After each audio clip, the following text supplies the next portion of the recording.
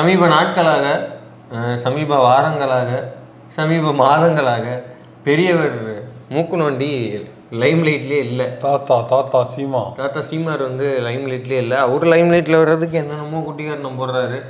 ஒன்றும் செல்ஃப் அவ்வளோதான் முடிஞ்சு போச்சு. முடிச்சுக்கிறீங்களா? மைக்கு பிடிங்கிட்டாங்கன்னா மைக்கு போச்சுன்னு அர்த்தம். 26 டைம் இருக்குனுங்க. மைக்கு எடுத்துட்டாங்கன்னா வேலை முடிஞ்சது. யாருக்குமே தெரியாது.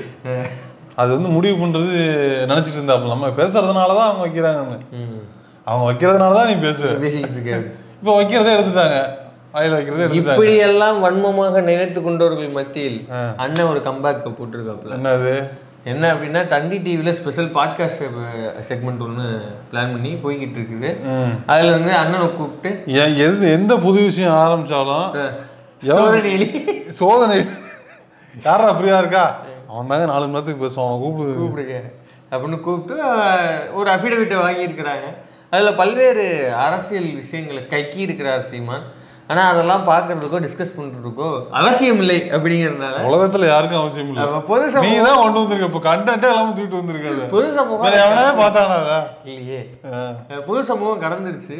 அப்படி கடந்தாலும் கூட அதில் ஒரு 2-3 கிளிப்பிங்ஸ் வந்து படு வைரல்.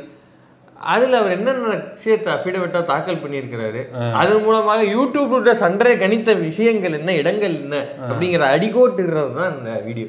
வைரல்னா மோசல்னு மட்டும் வைரல் ஆச்சு. அது பயங்கர வைரல்.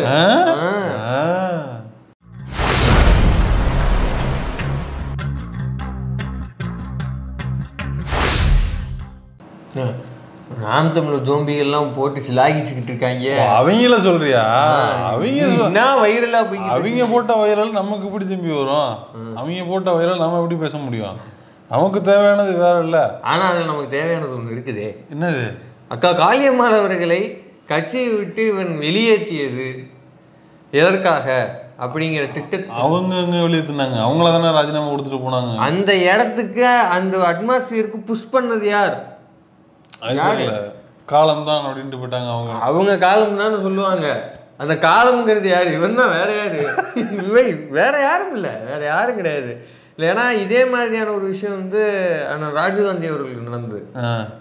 அவரு பார்த்துட்டு அவரு முன்னாடி ரைட்டு, இது வண்டி வேற எங்கேயோ ரூட்டு மாறுது, நம்ம தான் ஏதோ வேற ட்ராக்குன்னு நினச்சி இங்கே பயணப்பட்டம் போல் இருக்குன்னு அப்போ அவர் ரைட்டார். ஆனால் அவருடைய அந்த விலகல் அந்த காலம் இருக்குல்ல, அதை பற்றி ஜெகதீசபண்ணியன் வந்து ஒரு இடத்துல பேசுகிறப்ப இவனை ராஜீவ்காந்தியை, கல்யாண சுந்தரத்தை, இன்னும் 2-3 பேரை வந்து வெளியேற்றணும்னு சீமான் சொல்லிட்டு இருந்தாப்புல. அப்போ நாங்கள் தான் வலுக்கட்டாயமாக இல்லை அவங்க மேலே என்ன தப்பு, என்ன பிரச்சனை, எதாக இருந்தாலும் வந்து அதை நம்ம டிஸ்கஸ் பண்ணிக்கலாம், எல்லாத்தையும் இப்படி கட்சி விட்டு வெளியேற்றலாம் சரியில்லை. அது கிட்டத்தட்ட ஒரு வருஷம் 1.5 வருஷமாக நம்ம பொதுச்செல்லாம் பேசினார் இல்லையா? ஒரு வருஷமா எடுக்கணும்னு சொல்லிட்டு இருந்தாரு. நாங்கள் வந்து நிப்பாட்டி வச்சிருந்தோம். அப்போ 1 வருஷமா எடுக்கணும்னு சொல்லிக்கிட்டு இருந்தாரு, 1.5 வருஷமா எடுக்கணும்னு சொல்லிட்டு இருந்தாருன்னா என்ன சொல்லிக்கிட்டு இருக்கிறதுனா என்ன? அந்த இடத்துக்கு அவங்க நீயா வெளில போகுதா இல்லை நானா தலையில் கட்டவா அப்படின்ற இடத்துக்கு நெகிர்த்துறது தான் கொஞ்சம் கொஞ்சமாக தள்ளி அப்படியான ஒரு விஷயம்தான் காளியம்மாள் அவர்களுக்கும் நடந்திருக்கு. அது எதற்காகன்றது இருக்குல்ல. எதற்காகனா கட்சியில அவங்க வந்து சரியா செயல்படல. அவங்க ஒரு பிசுன்னு நினைச்சாப்புல, தட்டி விட நினைச்சாப்புல, சரியா செயல்படாதவங்க சரியா தட்டிட்டாப்புல, சரியா போயிட்டாங்க. இல்ல சரியா வேலை செய்யாதவங்க துறைமுகத்துல இருந்து அவ்வளவு ஓட்டு வாங்கினாங்களா, அதுக்கப்புறம் அவங்கள அங்க இருந்து அப்புறம் கட்சியோட பிளான் அது இல்லையே. அது கட்சியோட பிளான் ஓட்டு வாங்குறதா? இல்ல, ஓட்டு வாங்குறதா கட்சியோட பிளான். அப்ப அதுக்கு மாறா செயல்பட்ட தூக்க. ஆமா. அப்ப என்ன சொல்லுவாங்க? டம்மி கேண்டிடேட்டா? டம்மி கேண்டிடேட் போடணும், கேண்டிடேட்டை மாத்தணும். எவ்வளவு வேலை இருக்குது. தம்பி, பிஜேபி வந்து 1000 கோடி ரூபாய் பேசினுச்சான் இவர்கிட்ட, சீமான்கிட்ட. அவரே சொன்னது. ஆனா நான் வேணான்னு சொல்லிட்டேன். யாரு? ஆத ஒரிஜினா தான் பேசணும்னு சொன்னாங்க. 2 பிளாஸ்டிக் கப்பு, 2 பிளாஸ்டிக் கப்பு, இந்த அது என்னது, அது ஒரு சப்ப பாட்டில், ஒரு சப்ப பாட்டில், அவ்வளவுதான். அது 3 அப்படி ஒரு தெருமுக்களை வச்சுட்டோம்னா போதும். சும்மா 1000 கோடி இல்ல சொல்ற. அப்படி ஆத ஒரிஜினா வந்து ஏடிஎம்கே கூட்டணிக்கு எனக்கு 1000 கோடி கூட்டாப்லங்கிறாப்ல. அவரு எம்பி இவரு மோடி வந்து எனக்கு எம்பி பதவி கொடுத்து உனக்கு என்ன வேணா செஞ்சு விடுறேன் அப்படின்னு சொன்னேன். அப்படியா? வசதிகளை சொல்றேன், செஞ்சு விடுறேன், என்ன வேணா செய்யறேன் நானு அப்படின்னு மோடி போன்ல கூப்பிட்டு பேட்டதா பேசினதா சொல்றாப்ல. சீமானுக்கு மோடி தான் இஷ்டம். நான் என்ன சொல்றேன், மோடிக்கு சீமான் தான் இஷ்டம். அதாவது ஒன்றிய அரசோட அந்த அதிகார பலம், அந்த பதவி பலம் தேவையில்லை. ஒரிஜினல் சொன்ன அந்த 1000 கோடி தேவையில்லை. அதையும் தாண்டி இந்த ஒண்ணு இல்லாத கட்சியை வச்சு மெயின்டைன் பண்றேன்னா அப்போ உனக்கு அதை தாண்டி எவ்வளோ ஒண்ணு வருதுல்ல, 1001 கோடியாவது உனக்கு வரணும். அப்பதான் இந்த 1000 கோடி நீ வேணும்னு சொல்லுவ. காசு வேணும்னு சொல்றது நீ பரம்பரை பணக்காரனா? சுடுகாட்டுல பார்த்துதான் வெங்கம் பிச்சைக்கார பையனா அவரே சொல்லியிருக்கிறாரு. அதனால அப்படிலாம் ஒண்ணு நம்ப முடியாது. அப்ப 1000 கோடி நீ வேணாங்கிற அப்படின்னா 1001 கோடி வருதுன்னு அர்த்தம். சரி, இப்ப மேட்டர் என்ன அப்படின்னா, காளியம்மாள் அவர்கள் வெளியேற்றுறது எதுக்காக அப்படின்னா, கட்சியினுடைய பெண்முகமா பரவாயில்ல அறியப்படுறவங்க இவங்க மட்டும்தான். ஆமா, அந்த கட்சியில இருக்கிற அவங்க அரசியல் ஆசினி அவங்கெல்லாம் வந்து இன்னும் அவங்களும் வெகு மக்கள்கிட்ட காளியம்மாள்கள் இருக்கிற அளவுக்கான ஒரு கிரேஸ், ஒரு வேலை செய்வாங்க, பேசுவாங்க, கூட்டம் போடுவாங்க, அதெல்லாம் அவங்க பண்ணுவாங்க. அதனால ரீச் ஆகிறாங்க, ஓட்டு வாங்குறாங்க. இப்போ கட்சியில் ஒரு பெண் சீமான் அப்படின்னு, சீமானுக்கு அப்புறம் யாரு அப்படின்னா காளியம்மாள் தான் அப்படின்னு சொல்ற அளவுக்கு ஒரு பங்கு தான் கட்சியில், ஒரு பங்கு தான் போட முடியும், 2 பங்குலாம் போட முடியாது. அப்படின்னு ஆஹா இது சரியில்லை, நம்ம என்னவோ பிளான் பண்ணால் இது எங்கெங்கேயோ போகுது அப்படின்ற அச்சத்தில் தான் வெளியேற்றினது. சரி, வெளியேற்றிட்டு அந்த இடத்துக்கு யாரை கொண்டு வர்றது? ஏற்கனவே நம்ம வந்து பேசியிருக்கிறோம், கயலன்யாருக்கு வந்து ஒரு பதவி ஒன்று கொடுத்தா ஞாபகம் இருக்கா? என்ன வட்ட செயலாளரா? இல்ல, சட்ட ஆலோசகர், சட்டத்தரணியா வந்து சட்ட ஆலோசகர் ஒரு பதவி கொடுத்தாப்புல. அப்பயே வந்து கெனிச்சாச்சு, இது வந்து அடுத்து இங்கதான் பிளான் பண்றாங்க. அப்ப வந்து அதெல்லாம் கிடையாதுங்க, எங்க கட்சியில ஏகப்பட்ட சட்டத்தரணிகள் இருக்காங்க, ஒவ்வொருத்தருக்கும் இப்படி ஒன்று கொடுத்துருக்கோம் அப்படின்னு உருட்டினாங்க. ஆனா இந்த பாட்காஸ்ட்ல அந்த உண்மையை கக்கி இருக்கிறார். என்னது அது நீங்களே பாருங்க. நானாவது ஒன்றும் இல்லை, அவள் பிறக்கும் போதே அமைச்சர் மகள், அது எங்கள் மாமா போகாத கூட்டங்களா பார்த்தவன். அதில் அவங்க குழந்தைகள்லேருந்து அதுக்கு பயிற்சி ஆயிட்டாங்க. ரெண்டாவது என்னில அவங்க உறுதியானவங்க தான். இன்னும் அவங்க ஏன்னா அவங்க குடிமை பணிக்கு தான் படிச்சுட்டு இருந்தாங்க. எப்படி கேட்ட கேள்வி ரொம்ப சிம்பிள். இந்த மாதிரி வந்து வாயை வச்சுட்டு சும்மா இல்லாம கண்டதையும் பேசி கண்டபடி பேசி இல்ல வீட்டுல கேஸ் வாங்கிட்டு வரீங்களே, வீட்டுல செருப்பு கொண்டு அடிக்க மாட்டாங்களா? அப்படிதான் வீட்டுல கேட்க மாட்டாங்களா? இப்படி திரிவீங்களே, இவ்வளவு வாங்கிட்டு போறீங்களே கண்டிக்கிறது இல்ல வீட்டுல ஒண்ணும் அப்படின்னு கேக்குறாங்க. அப்பப்போ சொல்றாங்க வீட்டுல கண்டிக்கிறாங்களா இல்லையா அப்படிங்கிறத கேக்குறாப்புல. அதுக்கு அண்ணனுடைய பதில் தான் வந்து இது. அதை தவிர எல்லாத்தையும் சொல்றாப்புல, எல்லாத்தையும் சொல்றாப்புல. அதுல அண்ணி வந்து ரொம்ப பெருமை பேசுறது, சோறு கிடைக்கிறது இல்லைன்னா அவங்க வந்து அவங்க தைரியமா இருக்காங்களா? அவங்க இதெல்லாம் ஃபேஸ் பண்ணிடுவாங்களா? ஏன்னா அவங்க வந்து பர்சனல் லைஃபையும் தாண்டி களத்துக்கு வந்து அவங்க கூட நிற்கிறாங்களே. இப்போ நீங்கள் வந்து ஒரு பொம்பளை கேஸ் வாங்குறீங்க, பர்சனல் போலீஸ் விசாரணை கூப்பிட்டா கூட அங்கேயே கூப்பிட்டு நிப்பாட்டி வச்சுக்கிறீங்களே. இதெல்லாம் பார்த்துட்டு ஏன் இவ்வளோ கேவலமாக இருக்கே, ஒன்னால நல்லா பொதுவில் தலை காட்ட முடியுதா, பாரு என்னையும் இப்படி கொண்டு நிப்பாட்டுறீ அப்படிலாம் கேட்க மாட்டாங்களா?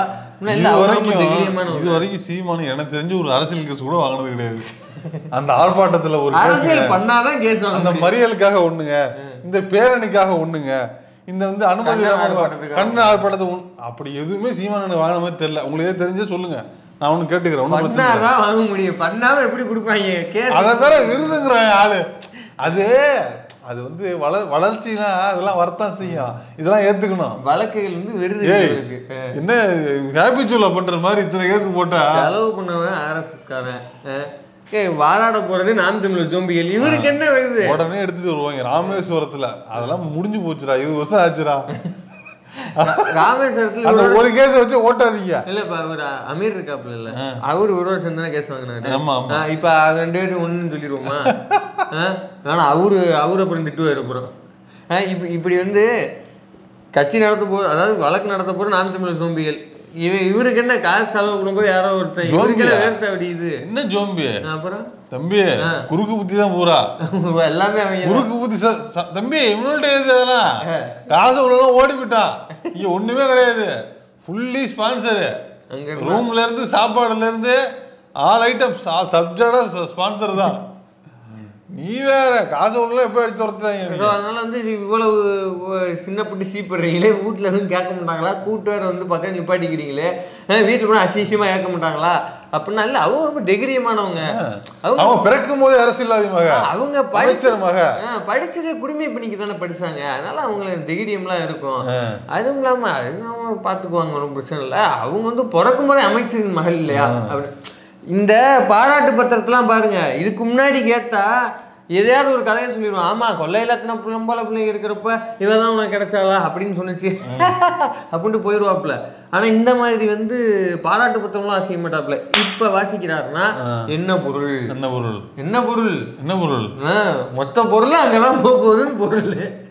அப்படின்னா யூ மீன் எம்எல்ஏ சீட்டுக்கு நாமினி இல்லாத போத ஒருங்கிணைப்பாளருக்கு நாமினி அவங்க தான்ங்கிறியா? அவ்வளவுதான், அவ்வளவேதான். இலவு காத்த கிளி போல இவங்க காத்துக்கிட்டே இருக்க வேண்டியதான். அண்ணன் வந்து நேக்கா அடுத்துங்கிறான்னு விட்டு இப்போ நவுந்துருவாப்புல. அது இல்லாம அதே பார்க்க சொல்றாரு 26க்கு அப்புறம் சிம்பு வச்சு படம் பண்ற ஐடியால தலை தீர்க்கமா இருக்காப்புல. எந்த தொழிலையும் உருப்படியா பாக்குறது கிடையாது. புரோக்கர் தொழிலை பார்த்தா அதே உருப்படியா பார்க்கணும். இந்த டிஎஸ்பிக்கு டிரான்ஸ்ஃபர் வாங்கி கொடுத்தது பேசுனேன், அதே நம்ம பேசுறதுல ஆள் வருவாங்க, அது பேசி நீயும் உன் கார்ல வராத, நான் ஒரு கார் அனுப்பிச்சுடுறேன். அந்த கார்ல சினிமா வந்தா சினிமா ஒழுங்கா பாக்குறது இல்ல, புரோக்கர் தொழில்னா அதையும் ஒழுங்கா பாக்குறது இல்ல, அனாவசியங்கிறேன். இல்ல அரசியல்ல வந்து ஒரு இதா இருந்து வேலை பாக்குறதுனா அதையும் பாக்குறது இல்ல. ஈரத்து பேரை சொல்லி புலிகளோட பேரை சொல்லி நல்லா சம்பாரிச்சு வச்சுட்டான். இதுக்கப்புறம் இந்த அரசியல் வியாபாரம் ஆகுமா ஆகலான்னு தெரியாது. ஏன்னா பனையூர் பண்ணையார ஆப்போசிட்ல ஆபீஸை போடுறாப்பா, இவனுக்கு உழுகிற ஓட்டு கூட அங்க டைவர்ட் ஆக போகுது. இப்ப எதை சொல்லி காசு பாக்குறது அப்படின்னா, சரி நமக்கு சினிமால கொஞ்சம் வருஷம் மேல இங்கேயும் பார்த்துருக்குறோம், அதை வச்சா புல போட்டலாமே அப்படின்னு சிம்பு பேசுனதா சொல்றாங்க. தெரிஞ்சிருந்தா அரசியலுக்கு போயிருக்க மாட்டாப்ல, சினிமாவும் தெரியாது, அறகுறை தற்கொலை அறகுறை சினிமா இல்ல. யாராவது நல்லா இயக்க தெரிஞ்ச யாராவது ஒருத்தர் கிடையாது, இயக்க வச்சு கிடையாது கிடையாது. ஒருத்தன் ஒரு படம் தப்பு போடலாம், அட 2 படம் தப்பு போடலாம், அட 3 படம் தப்பு பண்ணலாங்க. பண்ணல படம் கூடாமே தப்பு எப்படிங்க பண்ணுவோம்? ஒருத்தன் 6 படமா தப்பு பண்ணிட்டு உட்காந்து எப்படிங்க வரும்? வராதுங்க, வரல, சினிமா வரல உனக்கு, சுட்டு போட்டாலும் அது ஒத்துக்கிட்டு படம் பண்ணு, எனக்கு சினிமா வரலன்னு சொல்லிட்டு பண்ணு, நான் ஒத்துக்கிறேன். ஆமா, அதுதான் சொல்றாரு. இப்ப சிம்புட்ட மயக்க போட்டு யாராவது கேட்கணும், சிம்பு அவ்வளவு உண்டாளா தெரியல எனக்கு. சிம்பு பேரை சொல்லிட்டு இருக்காப்ல. அவர் 20 வருஷம் கழிச்சு போய் சொல்லுவாப்ல. அவர்கிட்டலாம் நம்ம பார்த்து நேரில் பேசுறதே இல்லைன்னு நவுந்துருவாருன்னு நினைக்கிறேன் எனக்கு தெரிஞ்சு. அப்புறம் வந்து பின்னாடி இந்த ஒரு போர்ஷன் கேட்குறாங்க, சரி கட்சியில் அரசியலில் பயணிக்கிறோம் அப்படின்னா மாற்றான் தோட்டத்து மல்லிகைக்கு மனம் இருக்குமே, மாற்று கட்சியில் மாற்று இயக்கத்தில் இருக்கவங்க தலைவர்கள் மேலே மாற்றான் தோட்டத்து மல்லிகைக்கு மனம் உண்டு இருக்குங்க, நிறைய இருக்கு. அவருக்கு தெரியாதா? அவருக்கு தெரியாதா மல்லிகை மனம் அப்படின்னு?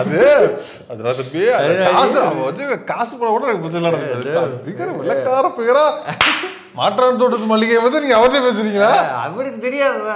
அவருக்கு தெரியாத மல்லிகையா? அவருக்கு தெரியாத கனகாபுரமா? அவருக்கு தெரியாம ரோஜாவா? அவருக்கு தெரியாத துலுக்குஞ்சந்தியா? எவ்வளவு இருக்குது அவருக்கு. அவருக்கு தெரியாத சாமந்தியா? அவருக்கு மாற்றான் தோட்டத்து எல்லா பூவும் தெரியும். அவர் கேட்குறாரு, அவர் முதல்ல வந்து முதல்வர்கிட்ட இருந்து ஆரம்பிப்போம். முதல்வரை பற்றி என்ன நினைக்கிறீங்க அப்படின்னா, அவர் சொல்றாரு அவர்கிட்ட வந்து பெரிய சிஎம் உடைய மகன் அப்படின்ற எந்த ஒரு அந்த இருக்காது. இந்த மாதிரிலாம் பந்தா பண்ண மாட்டாப்ல. ஏதோ 2 வீடு 2 லட்சம் வாடகை என்ன மாதிரிலாம் பந்தா பண்ணலாம் இருக்க மாட்டாப்ல. அப்பெல்லாம் சொல்ல மாட்டாப்ல, சிம்பு தான் வேணும் அப்பெல்லாம் சொல்ல மாட்டாப்ல. குடிக்கு பெல்லண்டைன்ஸ் ரிமிமார்டின்லாம் கொடுத்தா தான் நான் கூட்டத்துக்கு வருவேன். அது மாதிரிலாம் ரொம்ப யதார்த்தமா இருப்பாப்ல. என் டீமே வந்து நிறைய பாசமா பேசியிருக்கிறாரு. உதாரணத்துக்கு நான் ஒரு தடவை வந்து மயங்கி விழுந்துட்டேன் வெயிலில். அப்போ வந்து ஃபோன் பண்ணி கேட்டாரு, ஏங்க இப்படி பண்றீங்க, உடம்புலாம் பாத்துக்கிறது இல்லையா? எங்க ஒரு நாள் பாத்துக்கிட்டு போங்க, காலையில சாப்பிடாம போவாதீங்க, அவ்வளவு இருக்கக்கூடாது, கட்சி பணி அது இதெல்லாம் ஓகே தான், ஆனா இதெல்லாம் கொஞ்சம் பாத்துக்கிறது இல்லையா அப்படின்னு. சுகர் எக்ஸசைஸ் பண்றதுக்கு எப்படி சுகர் வச்சு உங்களுக்கு அப்படி பேசினாரு. அப்புறம் அவருடைய சீமாண்டியோட அப்பா இறந்தாருல, அப்ப முதல்வர் ஃபோன்னா எல்லாரும் அவரு பேர் வந்து என்ன இது செபாஸ்டின். அவங்க தாத்தா பேரு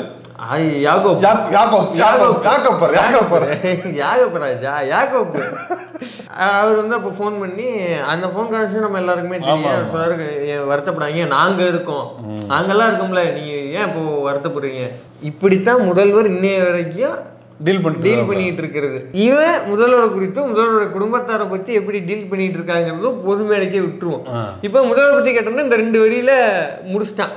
அப்படியே கொஞ்சம் நகர்ந்து எடப்பாடியை பத்தி கேட்கறாங்க. எடப்பாடி அவரை பத்தி பேசுறப்ப அவர்கிட்ட வந்து பேசுறப்ப நம்ம ஊருக்காரர்கிட்ட பேசுற மாதிரி ரொம்ப இன்னசென்டா இருக்கும். சுத்தி தெரியுமா ஊருக்கே தெரியுமா ரொம்ப இன்னசென்டா இருக்கும் அப்படிங்கிறப்பல அங்கேயே 2 வரியில முடிச்சிட்டான்.